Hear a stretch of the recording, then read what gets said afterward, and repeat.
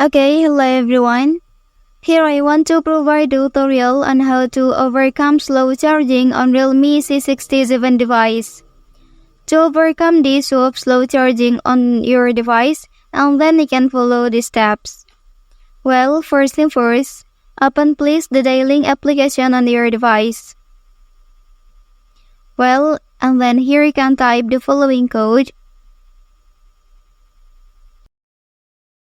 Okay, after that, in this page, you can select the manual test option, and then you can choose this section, device debugging, and then you can click on charge test here.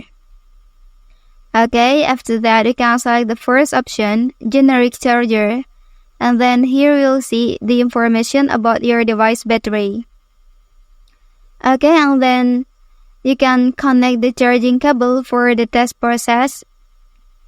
And then you can see here, if the running number doesn't exceed 500 mAh, it means there is a problem with your charger. And then the solution is to replace your charger, as the slow charging issue on your device may be caused by the charger. Okay, that's the tutorial on how to overcome slow charging on Realme C67 device. If you are helped by this video, don't forget to like and subscribe to get other information from this channel. Thank you.